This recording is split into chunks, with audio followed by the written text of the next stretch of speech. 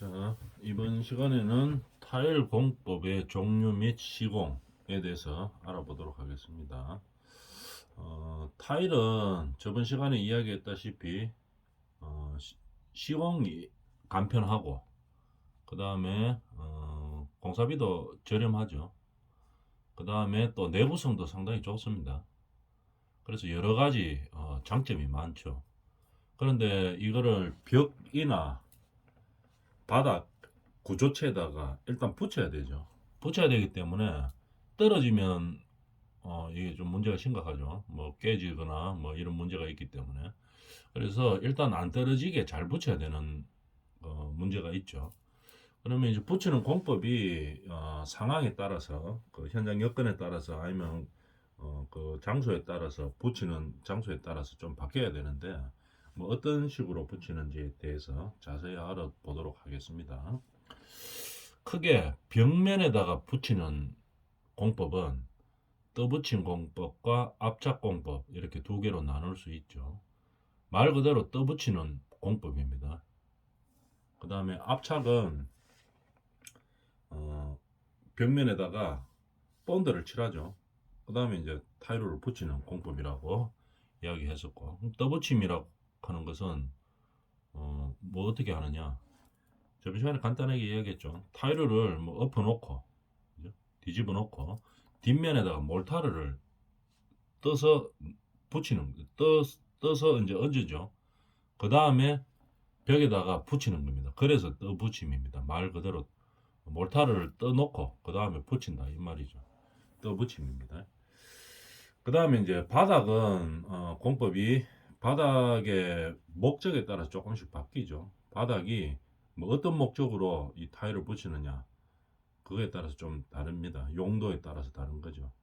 쉽게 말해서 배수를 하기 위한 바닥이냐 아니면 배수 필요 없이 그냥 바닥에 뭐 디자인 인테리어 목적이나 아니면은 뭐 내구성 목적으로 붙여놨느냐 이거에 따라서 다른 거죠. 그러니까 욕실이나 베란다처럼 물을 사용하는 데는 물 구배가 있어야 되죠.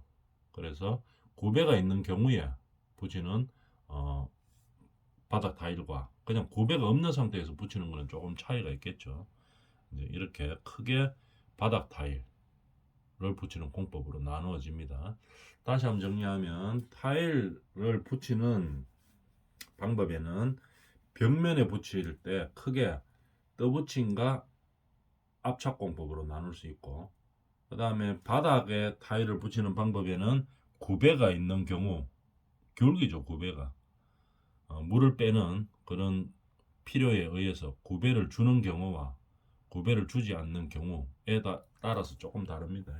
그래서 바닥 타일 공법으로 나누어질 수 있다 이런 얘기입니다. 하나씩 하나씩 하면서 자세하게 한번 알아보도록 하겠습니다. 떠붙인 공법은 금방 이야기했다시피 타일로 뒷면에다가 몰타르를 떠서 얹어 놓습니다. 그 다음에 벽에다가 붙이는 거죠. 그래서 떠붙임이라고 이야기하는데 주로 어떤 것에 사용하는가 하면은 제일 우리가 주택에서 많이 사용할 때 화장실 벽면 있죠. 화장실 벽면에 주로 많이 사용합니다. 떠붙임 공법. 일단은 몰타르를 사용하기 때문에 부착 강도가 강합니다. 본드보다 훨씬 강하죠. 그래서 부착 강도가 우수한 거죠. 떠붙임 공법. 그리고 또 특징이 뭐가 있나 하면은 이 떠붙임을 할 때는 뒷면이 있죠. 그 구조체 붙이게 되는 뒷면, 타일의 뒷면 거기다가 이제 붙여야 되겠죠. 여기에 평활도가 그렇게 높지 않아도 됩니다. 쉽게 말해서 조금 울퉁불퉁해도 된다는 얘기겠죠. 왜 그렇게 되는지 한번 봅시다. 요 그림을 보면은 여기가 이제 구조체입니다. 붙여야 될 구조체. 그죠? 요 구조체에다가 뭐를 합니까? 타일을 붙이게 되겠죠.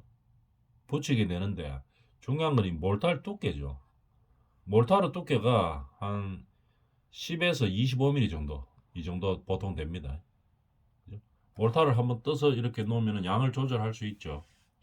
타이로 뒷면에다가 두께를 보면은 한 10에서 25mm 정도. 보통 한 20mm 이상 이렇게 어, 몰타를 놓고 떠놓고 그 다음에 타이루를 붙이게 되겠죠. 그러다 보니까 여기 두께가 상당히 두껍죠.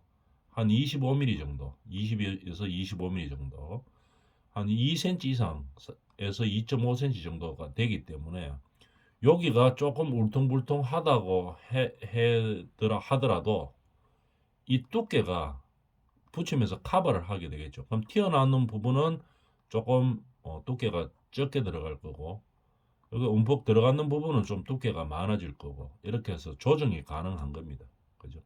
그래서 굳이 이 구조체의 뒷면이 평활하지 않아도 떠붙임 공법을 사용하면 붙일 수 있다는 얘기겠죠. 타이루를. 그죠? 그런 형태입니다. 그림을 보면 이해가 되죠. 자, 요 내용을 한번 보면은 이 구조체에 뭐 울퉁불퉁한 거, 저 몰타르 찌꺼기 붙어 있는 거 이런 것들을 세빗질로 해가지고 좀 깨끗하게 청소를 합니다. 그죠? 바탕면을 좀 청소를 하는 거겠죠. 그냥 빗자루로 해가지고는 안 되고 쇠로 된 브러쉬 형태야. 그죠?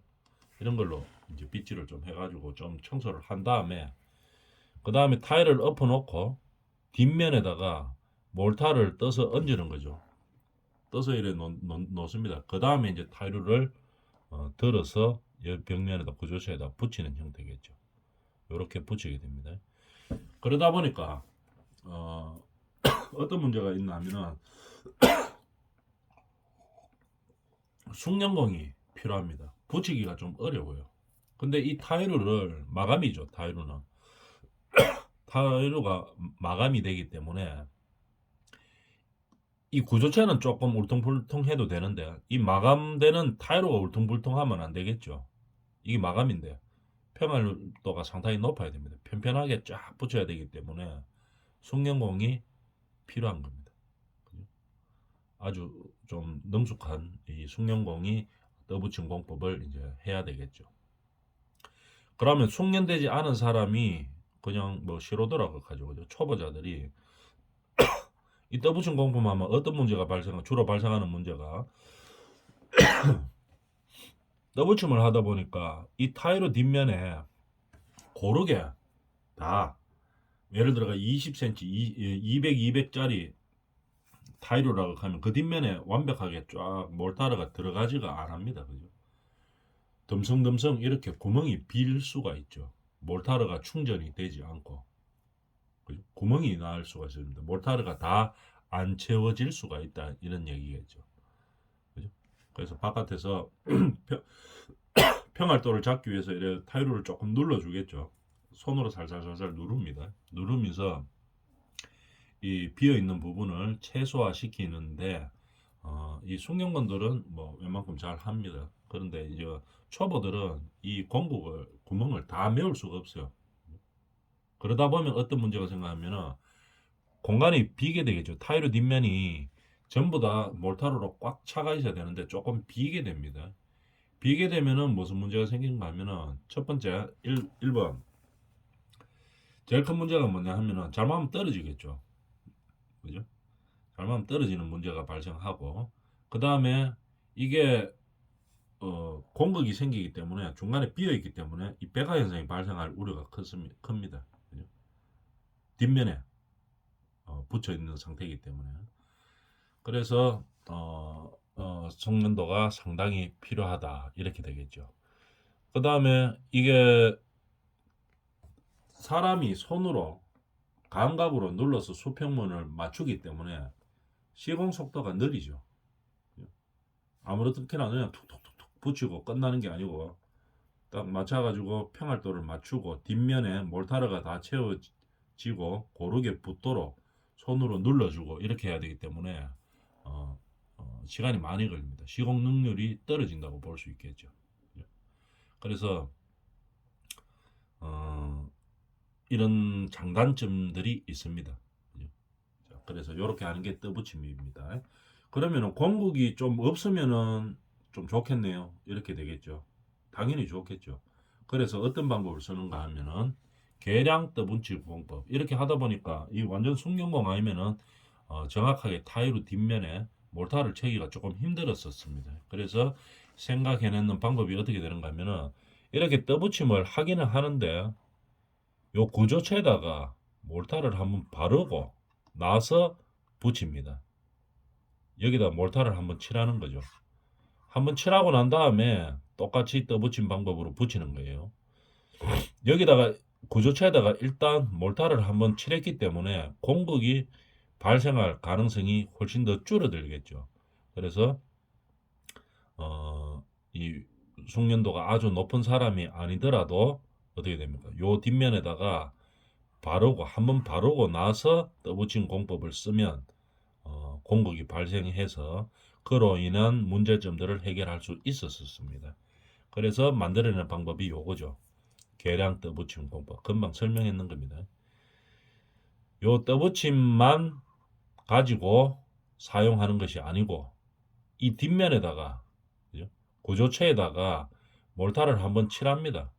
칠한다 바른 다음에 그 다음에 타일루 뒤에도 몰타를 또 놓고 그 다음에 붙이는 겁니다.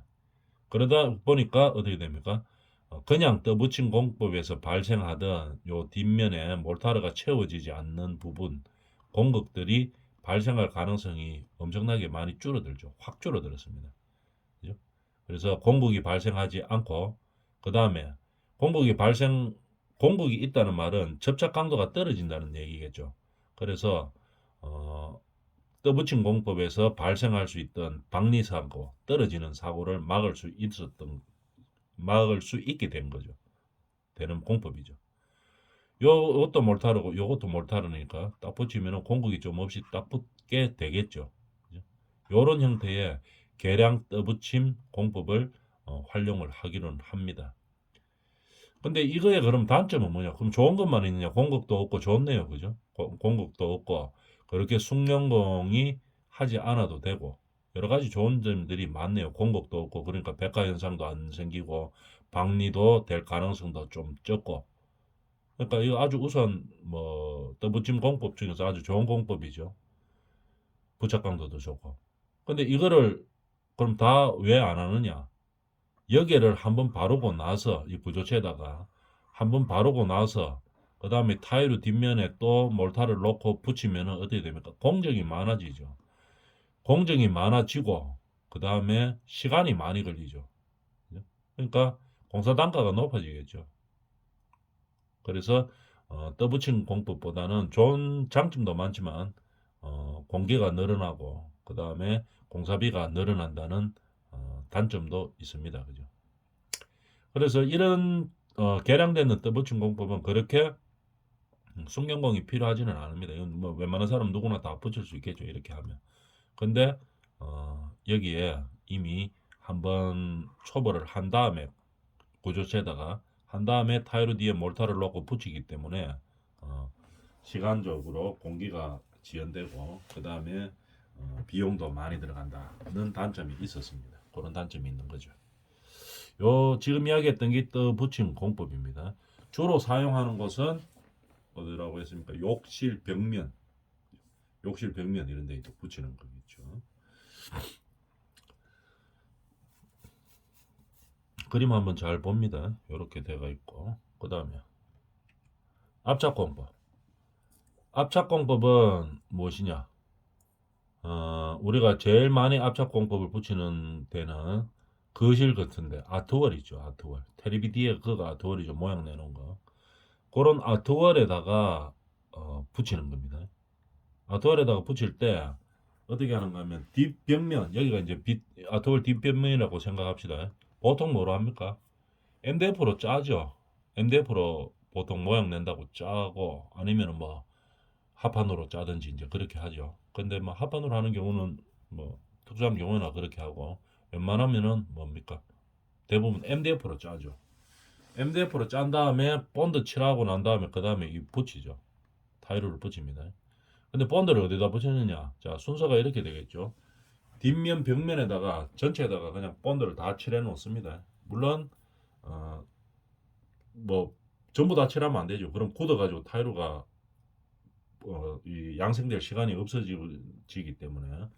그래서 일부 좀 타이로 몇 장 붙일 만큼 이렇게 본드 발라놓고 그 다음에다가 이 타이로에는 본드 안 붙입니다. 그냥 그대로 들어가 붙이는 겁니다. 이렇게 하다 보니까 중요한 게 뭐냐면은 이 뒷면이 평활해야 돼요. 이 뒷면 구조체 자체가 이게 평활해야지 여기에 딱 붙이면 타이로를 붙이고 나면 타이로 자체가 평활하게 되겠죠. 여기가 울퉁불퉁하면은 타이로를 아무리 잘 붙여도 울퉁불퉁하게 되게 되겠죠. 왜냐하면은 요 본드의 두께를 한번 봅니다. 본드를 아까 저 떠붙인 공법처럼 뭐 30, 25mm 이렇게 할 수는 없죠. 본드는. 그죠? 본드는 뭐 많이 해봤자 5mm 정도, 뭐 6, 7mm 그 정도가 다 합니다. 그죠? 그렇기 때문에 이게 5에서 7mm 정도 아주 조금밖에 안 붙죠. 그러니까 여가 울퉁불퉁 해가지고 5에서 7mm 정도 이렇게 툭 튀어나왔다 이 구조체가. 그러면 타이로가 이 타이로에 붙이는 본드가 그만큼 두께가 되지 않기 때문에 여가 울퉁불퉁하면 타이로도 울퉁불퉁하게 붙을 수밖에 없습니다.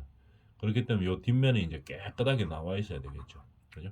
근데 우리가 뭐 아트월 같은 거 짤 때 짜는 거 한번 생각해 봅니다. 뒷면이 아주 평평하죠. 하판도 마찬가지고. 그렇기 때문에 우리가 이 압착 공법을 쓸 때는 뒷면이 평활한 면에다가 본드 칠하고 나서 붙여야 된다 이런 얘기입니다. 그죠? 그러면 이거는 뭐 숙련도가 상당히 필요하느냐 하면 숙련도 별로 필요 없습니다. 누구나 다 붙일 수 있어요. 이 본드만 잘 칠해놓고 그 다음에 줄 맞춰가지고 타이로 밑에서부터 한 줄씩 붙여가 올라오면 되겠죠. 그러면 뭐 줄만 딱 맞춰도 되고 타이로 크기가 똑같기 때문에 이게 가로 세로가 정확하면 밑에서부터 밑에도 수평이죠. 가장 바닥면 그것도 수평이죠. 그러니까 수평 따라 그냥 쭉 올라가면 됩니다. 타이로하고 타이로 사이에 약간 벌려놓죠. 한 5mm 정도 이렇게 나중에 매지로 떼우는데 백세면 같은 걸로 떼우죠. 그 떼우다 보면은 약간씩 뭐 틀려지는 거는 요 타이로하고 타이로 사이에 벌려놓는 간격 요걸로 요 부분이죠.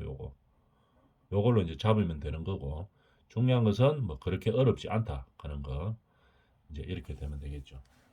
그런데 중요한 것은 이게 본드를 사용하기 때문에 아까도 이야기했지만 붙여야 되는 면에다가 전부 다 본드를 발라놓고 밑에서부터 타이로를 한 장씩 붙여가 나왔다고 생각해 봅니다. 맨 위에 붙일 때는 벌써 이 본드가 굳어버리죠. 그러니까 이게 딱 붙지 않고 딱 붙으면서 굳어야 되는데 붙기 전에 그냥 타이로하고 이 구조체하고 붙기 전에 이 본드가 먼저 굳어버리죠. 그죠? 그래서 똑 떨어지는 그런 문제가 발생할 수 있습니다. 그죠? 오픈 타임, 그 이제 용어로는 오픈 타임이라고 이야기하는데 이게 적절한 접착 강도로 붙을 수 있는 거 오픈 타임이라고 이야기하는데 이 오픈 타임이 너무 길어지면은 시공 불량의 원인이 되겠죠. 똑 떨어진다 이 말이죠. 그죠? 이렇게 되겠습니다. 그 다음에 이 타이로를 붙이다 보면 요게 지금 너무 본드가 그렇게 두껍게 사용을 못하죠. 그죠? 너무 좀 얇죠, 그죠? 본드. 그렇다고 해서 본드를 너무 두껍게 할 수는 없습니다. 처지기 때문에. 그렇기 때문에 요거를 좀 얼마 되지 않은 두께를 가지고 구조체하고 타이르를 붙이다 보니까 요 사이가 채워지지 않는 부분들이 발생할 수 있습니다. 요거. 그죠? 여기에. 공격이 생길 수가 있다 이 말이죠. 공격이 생기면 어떻게 됩니까? 아까 앞에서 이야기했던 이 떠붙임 공법처럼 잘못하면 박리 사고가 떨어질 수가 있고 생길 수가 있고 박리가 되지 않더라도 뭐가 생길 수 있습니까? 공격이 있으면 백화 현상이 생길 수가 있겠죠. 그죠? 그죠? 그런데 웬만하면은 웬만하면 다 들어옵니다 일로 그죠? 왜냐하면 본드가 뭐 두께가 있지만도 뭐 웬만하면 요 다 들어오는데 그래도 뭐 좀 안 들어올 가능성도 좀 있죠. 워낙 이 두께가 얇기 때문에 그래야 하는 거죠. 그러면서 이제 우리가 생각을 하다 보니까 뭐 그렇게 숙련도도 필요 없고 압착 공법은 뒤에만 꼼꼼하게 잘 칠해가지고 이 벽면에다 먼저 칠하는 거죠. 본드를 어느 정도 칠해가지고 딱 붙이면 웬만하면 누구나 뭐 아주 숙련공이 아니더라도 뭐 웬만하면은 정확하게 붙일 수 있었다. 단지 하나 좀 신경 쓰이는 것은 타이로 뒤에 보면은 우리가 잘 붙게 하기 위해서 요렇게 요철을 두릅니다. 요렇게 울퉁불퉁하다 이 말이죠. 타이로 뒷면은. 앞면은 모양 내는 거 아니면은 울퉁불퉁하게 일부러 안 만들죠. 모양 때문에 아니면. 매끈하게 만드는데 뒷면은 잘 붙어야 되기 때문에 이렇게 울퉁불퉁하게 만들죠. 그러다 보니까 웬만하면 잘 들어가지만도 요 안에 채워지지 않는 부분이 생길 수가 있습니다. 요렇게. 이 두께가 좀 두꺼웠으면 이 접착제의 두께가 두꺼웠으면 요런 거 공급 발생할 가능성이 좀 더 줄어들죠. 근데 이걸 너무 두껍게 할 수가 없기 때문에 공급이 발생할 수 있는 상황이 될 수가 있었습니다. 그러다 보니까 이제 또 연구를 하다 보니까 어떻게 하면 요 공급 없앨 수 있는 것이 있냐. 또 압착 떠붙인 공법하고 똑같은 방법을 썼죠. 어떤 거? 계량 압착 공법으로 씁니다. 그죠? 이 구조체에다가 바탕면에다가 일단 본드를 한번 칠합니다. 칠한 다음에 타일을 뒤에도 미리 타일을 엎어가지고 뒤집어 놓고 본드를 한 번 더 칠합니다. 여기다가 이 엎어놓고 뒤집어 놓고 이 본드를 칠할 때는 이 공급 안 생기게 칠할 수 있죠. 바로 사람이 타일을 들고 바르기 때문에 쉽게 공급 없이 딱 메울 수 있습니다. 그 다음에 그러니까 여기도 칠하고 구조체에도 본드 칠하고 타일로 뒤에도 본드 칠한 다음에 붙이는 거죠. 붙이다 보니까 뭐가 좋습니까? 잘 붙죠. 공급이 없이 딱 붙게 되는 겁니다. 딱 붙고 공급이 없다 보니까 방리될 가능성도 좀 적고, 그죠? 공급이 없다 보니까 방리될 가능성도 없고 백화 현상 발생할 가능성도 없고 부착력이 아주 좋아지는 거겠죠. 그 다음 또 균열이 발생할 가능성도 좀 없습니다. 딱 붙어 있는 상황에서는 공급 없이 완전히 밀착대가 딱 붙어 있는 상황에서는 이 타이로가 깨질 가능성이 좀 적죠. 아주 희박하죠. 중간에 공급이 있어야지 잘못해가 그 뭐 툭 친다든지 뭐 이렇게 하면 깨질 가능성이 있는 거지. 밀착이 잘 돼가 있는 상태에서는 뭐 깨질 가능성이 좀 없습니다. 그 다음에 백화 현상도 발생할 가능성이 또 적고 다 좋죠. 다 좋은데 뭡니까? 아까 우리 떠붙인 공법하고 마찬가지로 시간이 많이 걸리죠. 여기 벽면에도 본드 한번 바르고 그 다음에 타일로 뒤에도 본드 한번 바르고 그 다음에 붙이다 보니까 시간이 많이 걸립니다. 시간이 많이 걸리고 그 다음에 비용도 상승하고 이런 문제가 있는 거겠죠. 그렇지만 성능은 좋아지겠죠. 뒤에 공격이 없이 딱 붙기 때문에 성능은 훨씬 좋아지는 그런 형태입니다. 이게 뭡니까? 계량 압착 공법 이렇게 되겠죠. 그림 잘 한번 봐둡니다. 이런 식으로 우리는 타이로는 이 뭐가 중요합니까? 붙이면 일단 안 떨어져야 되겠죠. 안 떨어져야지 그 다음부터 뭐 내구성도 좋은 거고 그 다음에 뭐 여러 가지 장점들이 나오는 거죠.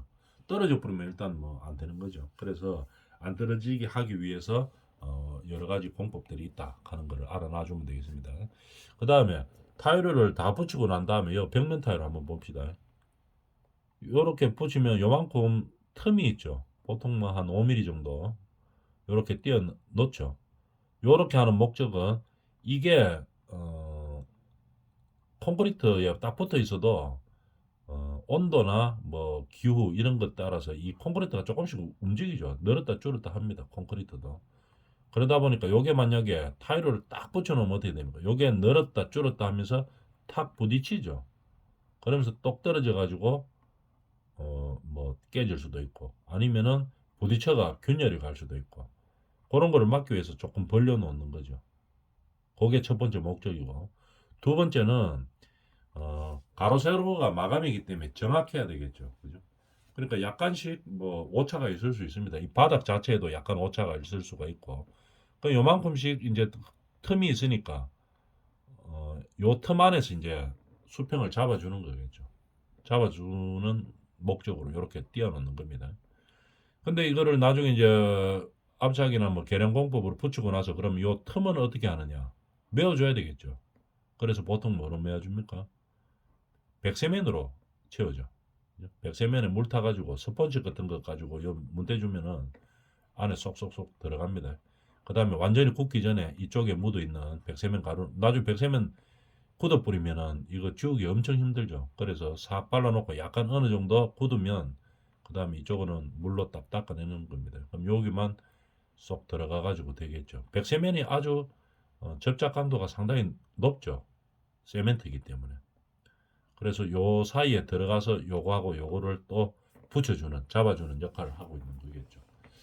이런 형태로 우리가 타일을 벽면에 붙이게 되는 겁니다. 그래서 오늘 뭐였습니까? 타일을 시공하는 방법 중에서 벽면에 하는 거, 떠붙인 공법과 압착 공법에 대해서 해봤습니다. 그 다음에 바닥 붙이는 거에 대해서는, 바닥 붙이는 타일 공법에 대해서는 다음 시간에 하도록 하겠습니다.